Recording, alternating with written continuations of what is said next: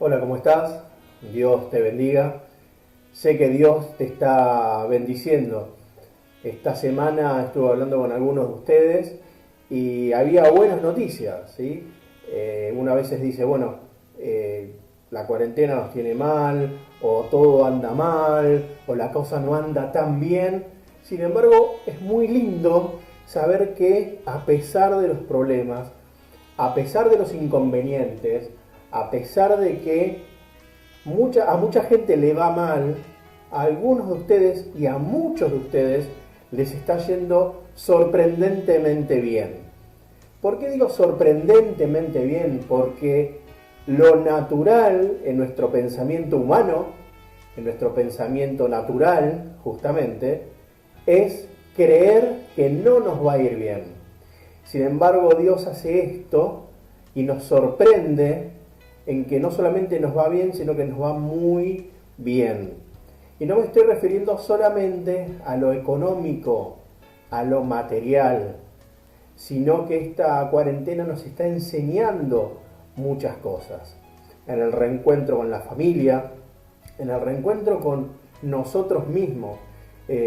Estuve hablando esta semana con muchos cristianos, mucha gente, no necesariamente de nuestra congregación, de otros lados, y muchos me compartían esto, que en este tiempo de cuarentena se sintieron al principio mal porque no podían servir, porque no podían hacer, porque no podían activar. Esas fueron las tres palabras que por lo general usaban, porque tenían un ritmo de iglesia muy grande, muy profundo, muy amplio, muy agitado, de estar casi todos los días haciendo. Reflexionaba con estas personas y les decía, y les daba este ejemplo, ¿no? Yo les decía un reino con un castillo, adentro del castillo un trono, y en ese trono el rey. Y tenemos dos personas. Tenemos el que está al lado del rey viendo qué necesita el rey, si quiere algo para tomar, quiere algo para comer, si quiere buena música, o si quiere ver algo. Y después tenemos el jardinero, el que está afuera todo el tiempo arreglando las plantas para complacer al rey. Las dos personas pertenecen al reino, las dos personas trabajan en el reino, pero hay una gran diferencia entre este jardinero y este copero. El jardinero trabaja para el reino, mientras que el copero trabaja para el reino, pero tiene contacto con el rey. En estas conversaciones, en estas charlas, con estos hermanos en Cristo hablamos sobre esto. ¿Cuántos de nosotros en esta cuarentena nos hemos dado cuenta que estábamos trabajando para el reino y no teníamos contacto con el rey? Y muchos empezaron a reflexionar cuántas cosas se hacía por inercia, cuántas cosas uno tenía hasta proyectos o ideas simplemente por inercia y no porque estaban en el corazón del rey. Y muchos estaban también ansiosos, incluso algunos de los que conversé con ustedes en esta semana, estaban ansiosos por el futuro. La ansiedad sabemos que está relacionada con el futuro. Y quiero compartir algo de lo que dice la Biblia respecto a esto. ¿Por qué? Porque ya pasaron 111, 112 días, ya creo que tuvimos tiempo para reflexionar, tiempo para reencontrarnos con Dios, tiempo para reencontrarnos con nosotros mismos. Creo que Dios ya nos ha hablado, creo que hemos podido sacar la parte buena, la enseñanza de esta cuarentena, y quizá alguno dice, pero a mí me está yendo peor. Y de nuevo, estás pensando en lo económico. La palabra de Dios dice, busca primeramente el reino de Dios y las demás cosas van a ser añadidas. Si estabas preocupado y ocupado con este afán y con esta ansiedad de lo económico, te invito a que reflexiones en qué estabas poniendo tu confianza, tus energías y tu fe, sino que tendrías que haberlas puesto en el reino de Dios. No porque te va a asistir, porque Dios no es un Dios asistencialista, donde te va a dar y vos no vas a estar haciendo absolutamente nada, sino que cuando te ocupás de las cosas del reino de Dios y de Dios mismo, Él se provee a través tuyo. Es el concepto de dar. Cuanto más damos, parece que según el concepto humano, cuando más damos, menos tenemos. O después hay otra filosofía que dice, bueno, cuanto más damos, el universo se encarga de darnos. Pero sin embargo, en la ley de Dios, en la ley espiritual, cuanto más damos, es como si estuviésemos dando a Dios mismo. Dios se provee a sí mismo a través de nosotros para que no nos falte y a su vez para darle a los que necesitan. Por eso en esta cuarentena, si te ocupaste de algunos hermanos en Cristo, si necesitaban algo, si llamaste y viste y te preocupaste por algunos, si necesitaban algo, muy bien. Y también ayudarles y acompañarles en el crecimiento espiritual. Ayudarles en el crecimiento de la palabra de Dios, darle un versículo bíblico y ayudarles a que crezcan, no solamente en lo económico, sino en lo espiritual. Pero ¿qué pasa con la ansiedad? ¿Qué pasa con esto de que qué va a pasar? ¿Qué va a venir? ¿Voy a tener? ¿No voy a tener? ¿No puedo frenar? Te invito a abrir tu Biblia en Lucas 10:38. Muchas veces hablamos y se ha predicado y lo has leído este versículo bíblico. Pero quiero llevarte a un aspecto de esta palabra que quizá no siempre la reflexionamos. Sabes que yo siempre digo que un texto fuera de contexto es un pretexto. ¿Qué quiere decir esto? Que yo puedo agarrar un texto bíblico y darle cierto significado de acuerdo a lo que dice una palabra y hacer una secta o justificar cualquier cosa, cualquier barbaridad. Pero ese no es lo que dice Dios, porque está sacado del contexto. Entonces vamos a contextualizar lo que está diciendo y lo que vamos a leer ahora. Antes de Lucas 10:38, cuando uno empieza a leer el capítulo 10, ve mucha actividad de Jesús en los capítulos anteriores. Tenemos mucha actividad de Jesús. Tenemos que Jesús está haciendo milagros, está haciendo prodigios, está haciendo maravillas, hace muchas cosas, cambia el corazón de la gente. Porque eso es lo importante del milagro. No solamente el milagro en sí, sea la multiplicación de panes y peces, sea el recibir la vista, sino el entendimiento de que hay un poder sobrenatural de parte de Dios que domina lo material, que hace posible lo imposible, que hace visible lo invisible. Hay un poder sobrenatural que es de parte de Dios, que transforma y cambia. Los panes y los peces son una consecuencia, la visión es una consecuencia que produce un cambio interno. Entonces, así como pasó cuando Jesús sanó a varios y solamente vino uno o dos a agradecer, y los otros se habían quedado simplemente con la sanidad.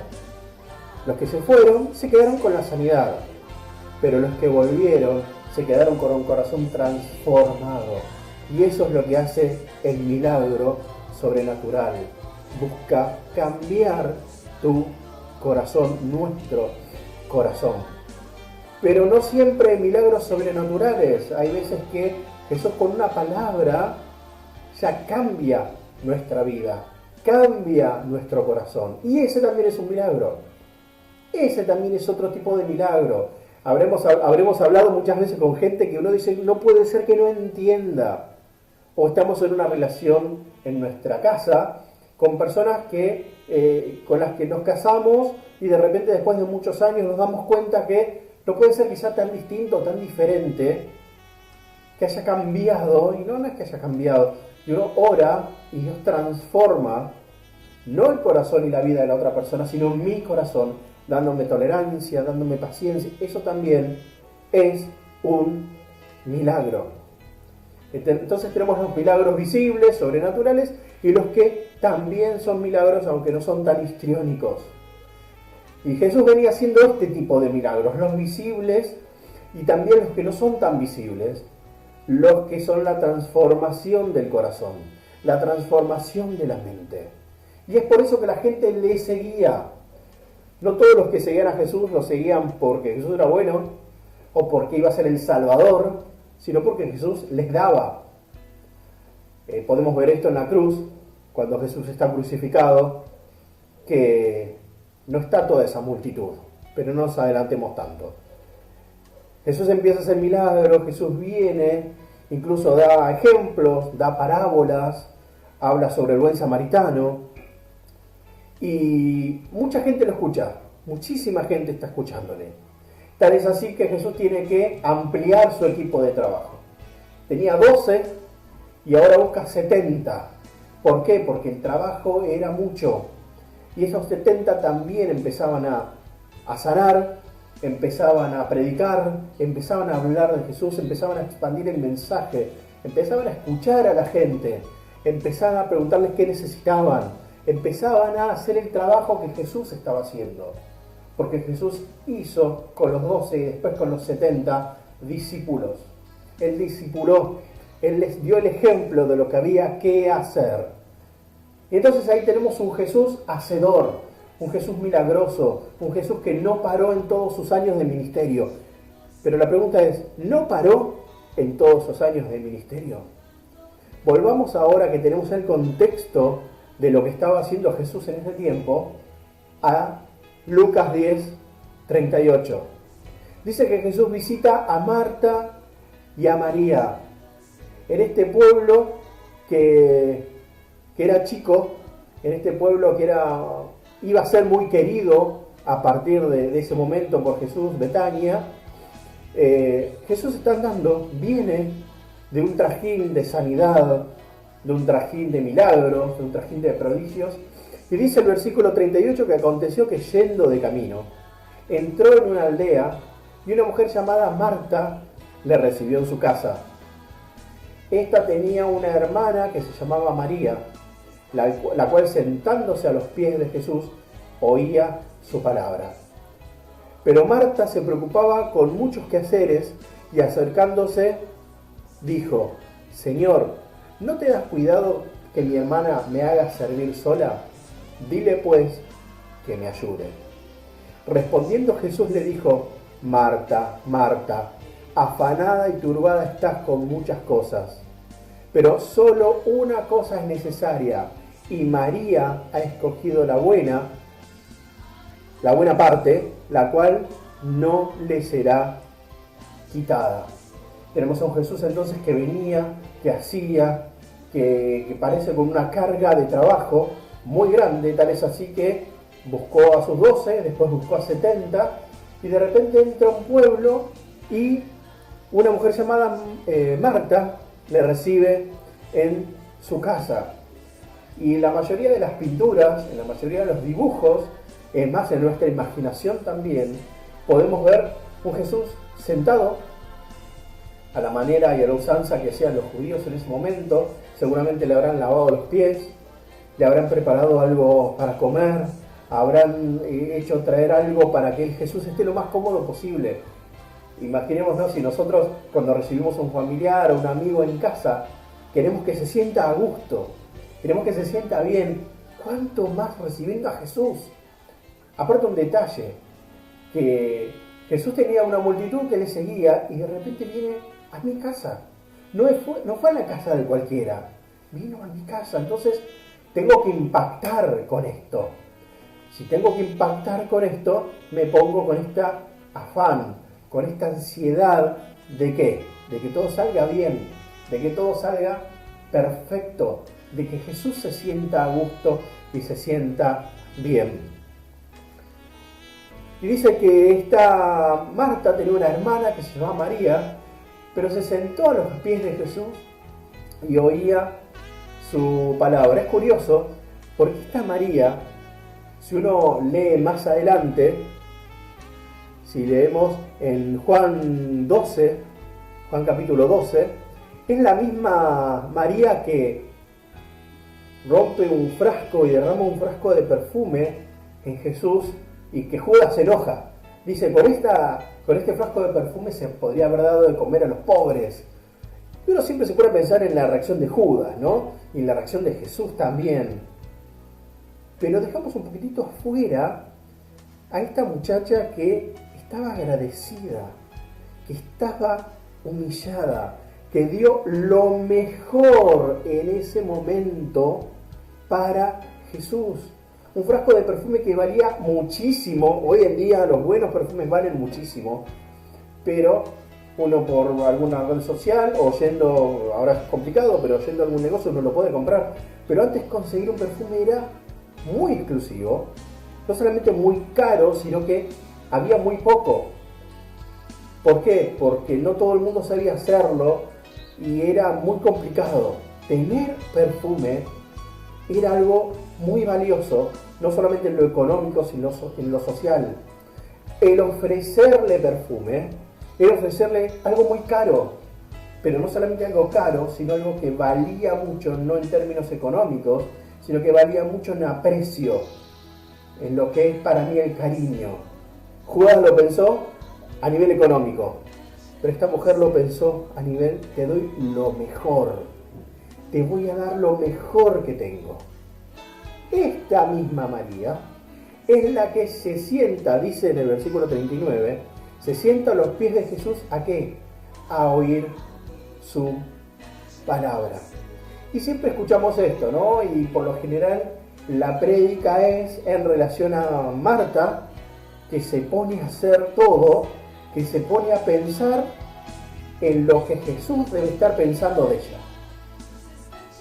¿Te suena conocido? Se pone a hacer un montón de cosas para atender a Jesús. ¿Por qué? Porque Jesús no fue a otra casa, Jesús vino a mi casa y lo tengo que atender perfecto, tiene que tener lo mejor, sí, pero esa es la parte que Marta no entendió. Sin embargo, María, ¿qué hace? Se sienta a los pies de Jesús. Pero no solamente tenemos a una María que elige la mejor parte, sino que también tenemos a un Jesús que eligió la mejor parte. Y en esto quiero centrar en esta mañana este mensaje.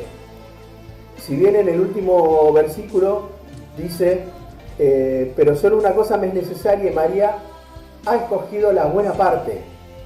Fíjate que dice una cosa es necesaria. Una cosa es necesaria. ¿Quién es el que necesita o la que necesita esa cosa? ¿Y qué cosa es también? María se tomó tiempo. ¿Había cosas para hacer? Por supuesto, había muchas cosas para hacer. Pero Jesús también se toma tiempo. Muchos de nosotros no nos estamos tomando tiempo para nosotros mismos. Estamos en el frenesí, estamos en la corriente de la adquisición, del tener, del poseer, del ganar, que nos olvidamos de que los verdaderos valores no están en el tener, sino en el ser. Por eso cuando acá en el versículo 42 dice, pero solo una cosa es necesaria, ¿a qué se está refiriendo Jesús con eso? Decidir qué hacer y qué no hacer, y definir las prioridades. Y es algo que quiero compartir con vos en esta mañana. Esta cuarentena yo creo que nos está ayudando a definir nuestras prioridades. Nos está ayudando a definir quiénes somos en Cristo, a no darle tanta importancia a lo material. Si bien la Biblia dice, el que no trabaja no coma, pero el reino de Dios no es tanto lo que hago en el reino, para el reino, sino el tiempo que paso con el Rey.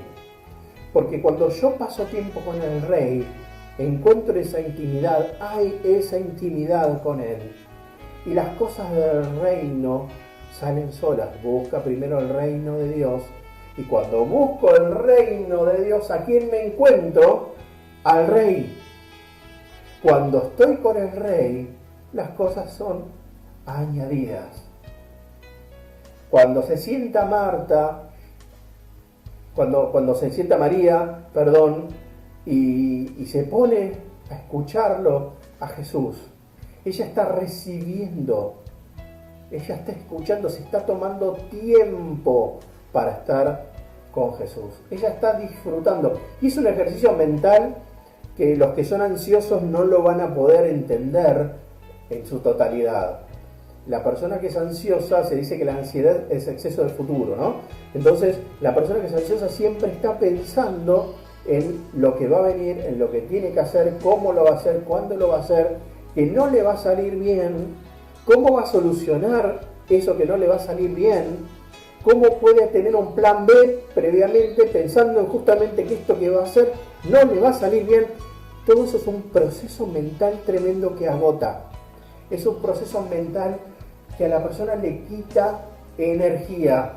Por afuera uno ve a alguien tranquilo, reposado, pero por adentro esto ya lo dijimos la vez anterior, ¿no? Por adentro es un volcán que estalla. Sin embargo, ¿qué hizo Marta? Dejó salir ese volcán y empezó a hacer un montón de cosas. Una vez alguien me dijo, sí, pero estaba escuchando lo que decía Jesús. Una cosa es necesaria y María ha escogido la buena parte. ¿Cuál es esa buena parte? Sacar y escindir todo y estar atentos a la voz de Dios. ¿Estás escuchando la voz de Dios? ¿Estamos escuchando la voz de Dios en forma atenta? ¿O esta cuarentena, que cuarentena viene de 40 y me parece que fueron mucho más de 40, estos 115, 112 días yo ya perdí la cuenta, yo ya no los cuento porque no me interesa tanto cuántos días son. Yo conozco gente que está, cuántos días vamos, cuántos muertos hay, y llevan como un ranking, ¿no? Están pensando todo el tiempo, ¿cuántos muertos hoy? ¿Cuántos días vamos? ¿Y qué va a pasar después del 18? Como si algún ministro, como si algún presidente pudiera saber qué es lo que va a pasar. Ansiedad. Yo lo que me ocupo es de qué me está hablando Dios a mí. ¿Qué me dice Dios a mí con esto? ¿Qué puedo hacer para estar cada vez más a los pies de Jesús? ¿Y qué tengo que dejar de hacer para estar cada vez más escuchando aquello que Jesús tiene para mí? Había un montón de gente afuera esperando sanidad, un montón de gente afuera esperando milagros, pero ¿sabes qué? Jesús se tomó tiempo para estar con Marta y con María. Él estuvo con las dos. Sin embargo, supo que con Marta había algo especial, que era la atención, que era ese cuidado, que era esa concentración. ¿Por qué? Y podemos verlo más adelante, después. Si bien las dos son las que le van a llevar la noticia de que Lázaro ya está mal, son esas dos, Marta y María, son las que ahí en Betania le van a decir, mira, Lázaro, el amado, tu mejor amigo, ya está mal. Si bien tenían todavía que aprender algo más de Jesús milagroso, pero ya había un cambio adentro. Esto es cuando derrama el perfume María a los pies de Jesús en Jesús. Hubo un cambio interno. Ese cambio interno que se pudo ver en la vida de María se logra justamente estando y atendiendo la voz de Jesús. Entonces no te voy a hacer la pregunta clásica de si sos Marta, si sos María, sino que te voy a compartir esto. María y Jesús nos dieron el mejor ejemplo. ¿Cuál fue? Separar lo urgente de lo importante. ¿Había enfermos para sanar? Sí. ¿Jesús qué hizo? Salió de todos sus enfermos y se dedicó a alguien que realmente le quería escuchar. Si frenás un poquito tu actividad mental, si frenás un poquitito todo lo que estás haciendo y te sentás a los pies de Jesús a hablar con Él, a escucharle, le dedicás tiempo y le dedicás atención, obviamente Él lo va a hacer también. Él es el primero en querer escucharnos. Él es el primero en querer conversar con nosotros. Acordate que orar no es hablar con Dios. Orar es conversar con Dios. Yo le hablo y Él me habla. Lamentablemente muchos cristianos no entienden esto. Dicen, ¿cómo puede ser? No entiendo este hablar con Dios. Yo no puedo entender cómo no hablas con Dios. Yo no puedo entender cómo no escuchás todo lo que Dios te está diciendo todos los días. Por eso insisto que esta cuarentena Es una pérdida de tiempo si no la estás usando para que Dios te hable, para sacar todo lo positivo, para hacer lo que hizo María y hacer lo que hizo Jesús. Salir de la obligación, salir de lo que tenemos que hacer sí o sí y tomarnos un minuto, un momento, un rato para estar en contacto con Él, para escuchar qué es lo que Él me dice. El versículo 41 dice: Marta, Marta, afanada y turbada estás con muchas cosas. ¿Cuántos están ahora pensando en lo que va a venir? Pensando en el futuro, pensando en lo que va a pasar, pensando en lo que puede llegar a pasar, cómo solucionar las cosas. ¿Estás turbado? ¿Estás afanado? ¿Estás mal por lo que...? Hacé como María. Hacé como Jesús. Separa tiempo para estar con aquellos que valen la pena, escuchando su palabra. ¿Por qué? Porque después va a pasar esto, ¿no? Más adelante vas a encontrar a María derramando perfume. ¿Y Marta? ¿Dónde está? Te lo comparto para que lo pienses, te lo comparto para que lo pongas en práctica, te lo comparto para que frenes este tren de pensamiento, no sé si de actividades, pero de pensamientos, y digas: quiero hacer como hizo Jesús, que se tomó tiempo. En Argentina sería: se tomó un té, o se tomó un café, o se tomó un mate, y paró. Hacer contra ser. No hagas tanto, sé más. Frená toda esta catarata mental y sé más. ¿Cómo? Relajá, ponete a los pies del maestro. Y esta frase que solemos decir, que sea lo que Dios quiera, hacé la realidad en tu vida, pero ponele algo positivo. Sentate a los pies del maestro y que sea lo que Dios quiera. ¿Qué te parece? Cambiar la actitud, cambiar nuestra forma de pensar, dejar nuestro pensamiento materialista y hacer una vivencia espiritual, decir: Señor, todo lo que tengo es tuyo, lo que no tengo también es tuyo, porque no estoy ahora solamente en el reino, sino que ahora estoy con el Rey. ¿Querés? Deja de hacer, empieza a hacer cada vez más, encontrándote con aquel que te va a dar paz, que nos da paz siempre, para el crecimiento espiritual día a día. Ahora sí, elegí la mejor parte como hizo María. Te mando un abrazo enorme. Espero que esto no digas qué lindo o qué bueno o qué flojo, no importa, olvídate quién lo dice, sino que agarra tu Biblia, búscalo y busca lo que Dios tiene para decirte a vos. ¿Qué es lo que Dios tiene para mí? Acordate que hace unos 2 años, en un enero, prediqué justamente esto. ¿Qué es lo que Dios tiene para mí? Y es la pregunta que yo te vuelvo a hacer ahora, después de 2 años y medio. ¿Qué es lo que Dios tiene para vos? ¿Y cómo lo vas a encontrar? ¿Cómo vas a responder esa pregunta? Sentándote a los pies de Jesús, alejando todas las obligaciones y dedicándole tiempo a Él. ¿Te parece? Dios te bendiga, te mando un abrazo enorme.